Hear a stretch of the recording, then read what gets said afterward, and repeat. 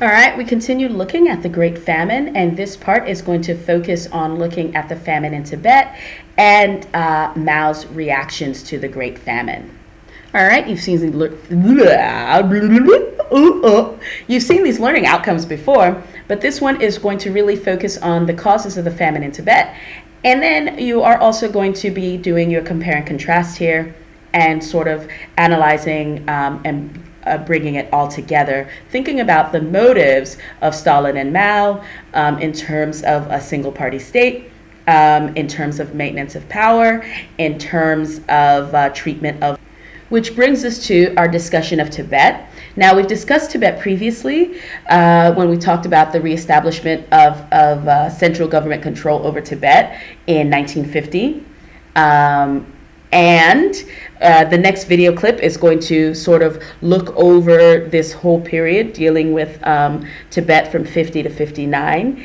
And what we'll be discussing here is the famine, specifically in Tibet, as a form of genocide. But foreign criticism did not sway Mao's government. They viewed conflict with the nationalists as a purely domestic matter.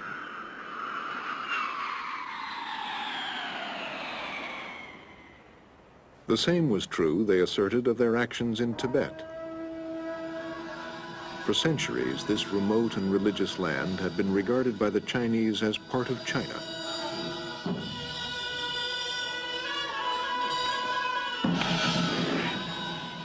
In 1950, the communists enforced their claim by taking over Tibet. In 1959, Tibetans rebelled. The People's Liberation Army crushed the revolt. As reports of atrocities and destruction reached the outside world, China's international isolation deepened. Overall, the result of the famine in Tibet is going to be a loss of 25% of her population. At the time, Tibet had a population of about 4 million people. So 1 million of those will die. And we can look at this as a deliberate killing of the Tibetan people and a genocide by the PRC. So before we start looking more specifically at the Tibet, we can take a little look at the relationship between Tibet and PRC. So in 1950, as the video explained, and as we talked about previously, we have the reunification and defeat of Tibet in 1950, right? So people attempted to resist against the Chinese invasion, but they lost. However, and during this time, from 1950 to 1959, there was a policy of systematic destruction of Tibetan culture. They renamed the country, they outlawed the public practice of the Tibetan religion. They outlawed the use of Tibetan language, and they outlawed the use of Tibetan language and the teaching of Tibetan history in schools. Those who resisted were arrested and imprisoned. And then finally, they, or maybe not finally, they also imposed Mandarin Chinese. People had to speak it, people had to learn it in school. And then finally, what they did was a mass migration of Han Chinese into Tibet, kind of to offset the balance of the population, to make it more Chinese and to tie it more closely to the central government in Beijing. And in 1959, the resistance movement reemerged. It had just gone underground for the previous decade, but it reemerged.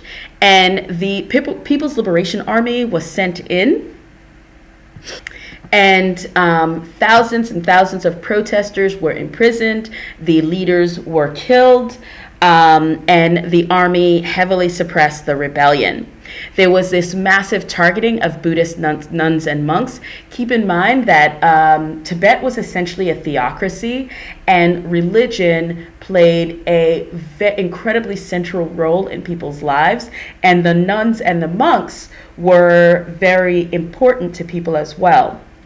One of the things that you should be thinking about is, yeah, this targeting of the nuns and the monks makes total sense in the idea of establishing a totalitarian state. Now, you should be thinking to yourself, I can explain this if you need to. And when I say if you need to, I mean you really should. Pause and write out a reason why. And then you have the flight of the Dalai Lama. And the Dalai Lama is the leader. He was the political and religious leader of the Tibetan people. And he has to flee and is in exile So with this rebellion in 1959 and the suppression, this brings us to the famine in Tibet that is actually a form of genocide. And we can say that the PRC deliberately spread famine to Tibet as part of their way of suppressing the resistance. And it was kind of unfortunate that the Tibetan resistance happened at the same time that famine is happening in the rest of China, and this can kind of be bundled into it. And one of the ways that that famine is forced in Tibet is through the adoption of collectivization. And essentially, what people are being forced to do now is work in these communes, abandon their traditional way of farming, and the same negative impacts that happened in China when collectivization happened, now this is going to be forced on the Tibetan people. Until this time, they hadn't been forced to collectivize. And there was a forced change in the crops grown in traditional farming methods. So what is being done now is people are being forced to adopt the socialist way of farming, these modern farming techniques that had been implemented in the rest of China. And one of the things that happened is there was a switch from the traditional crops that were grown, like barley, to the growing of wheat and corn. And as you should know, as I'm sure you know, Tibet is extremely high plateau, and so it's very cold, limited rainfall, etc. And so what happened is wheat and maize do not grow well there. So there is a massive reduction in the yields. And the foods that the wheat and corn that managed to make it, the people had difficulty eating it. So it cannot be prepared in the same way that barley was prepared. It's indigestible that way. So essentially the farming was forced to change, but the culture of food preparation was still the same. And when people attempted to prepare food that same way, they couldn't digest it, and that meant that they had diarrhea, and people became severely, extremely dehydrated, and people died of dehydration. The people who weren't dying of malnutrition were dying of dehydration because of the food. Another thing that happened is the forced settlement of the nomadic herders. And these guys had yak herds that they moved about with. And so now they were being forced to stop being herders and now become farmers. And it said that the people were tied to their plows because the yaks were not domesticated, so the yaks could not be used as plow animals. So instead the people were tied to the plows and forced to plow the ground. And they were tied to make sure that they would follow Mao's orders. And they also were forced to follow the socialist science of animal raising. And so now these guys are told, you know what, your yaks don't need to move around. They don't need to migrate. They don't need to eat different grass. You're fine. And so what happens is now they're in a more localized place. The animals don't have enough food and they're malnourished. And the result is going to be a decrease in the milk supply that people heavily depended on. As for food, they now no longer have as much cheese and also not enough meat. from the yak. The other thing, of course, is that the yak was a multi-purpose animal. It provided food, but people also used the hair from the yak and spun it into wool, and that wool was then used to create clothing and their tents.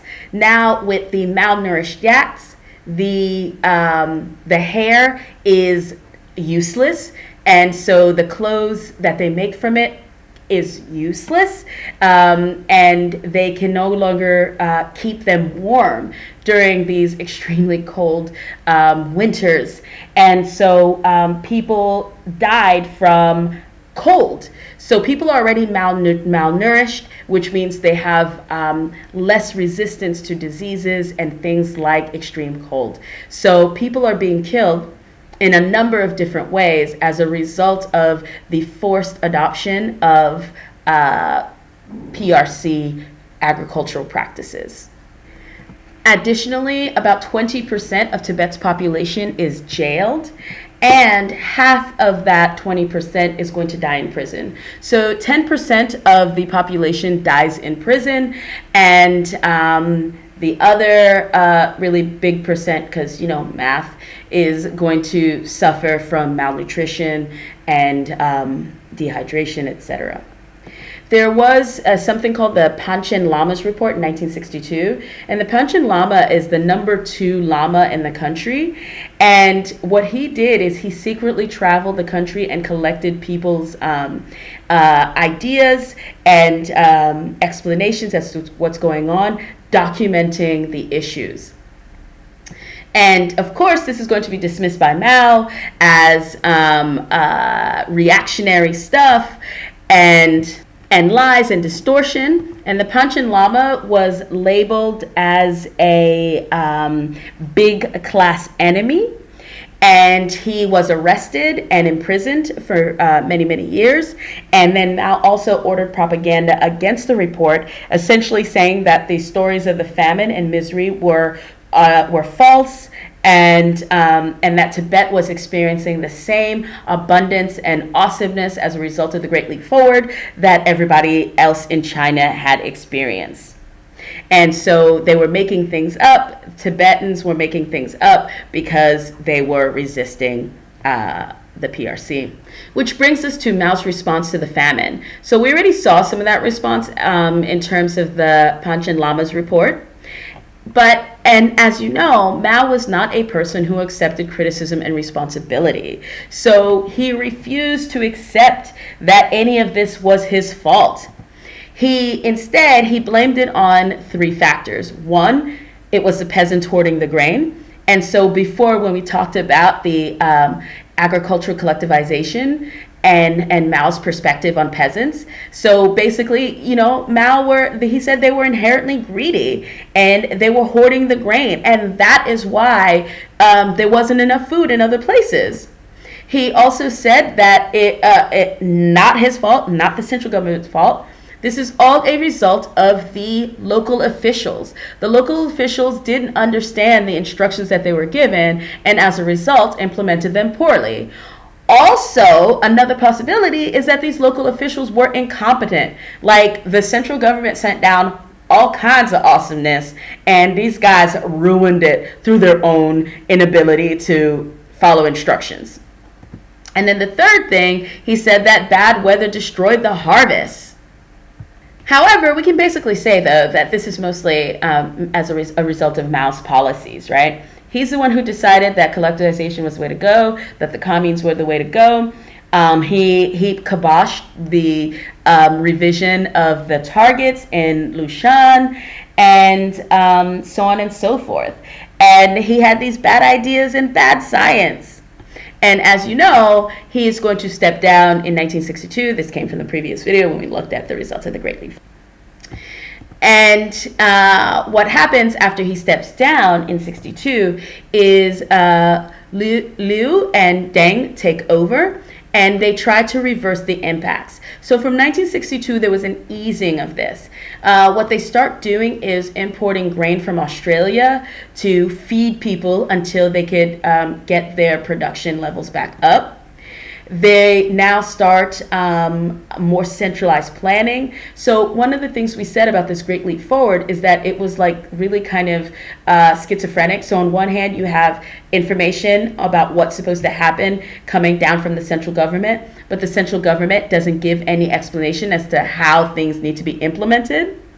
And of course, the lack of consideration of local conditions. So when Mao steps down and Liu and Deng are now like the heads of the government, we have more centralized planning. And that centralized planning is going to try to take into account the local conditions. So you don't have the same things being requested, the same amount of output being requested from marginal soil as you might from extremely fertile soil. And they're also taking into account labor and output into the wages. So now people are being paid a little bit more according to how much work they're doing. So incentivizing people to work hard. And they abandoned the backyard furnaces and the peasant industrial work. So the idea is peasants need to be peasants doing the things that they know best, that they're skilled for, such as agricultural work. And the industrial work will be kept for the experts. And so they reorganize and reduce the size of the communes. So again, trying to remove some of the destruction to the social fabric which had occurred as a result of the communes. And they dramatically decreased. And then they also allowed for private cultivation. So now people could grow for themselves and people could potentially grow a little bit of a cash crop, again, incentivizing hard work and increasing what is out there in the supply. Which brings us to the red question. And so here, and also our third learning outcome, compare and contrast the impact of Mao and Stalin's modernization and industrialization programs. What I would like you to really focus on is the Great Famine in each. And there is quite a lot of parallel, but also some differences. And I'll see you next time.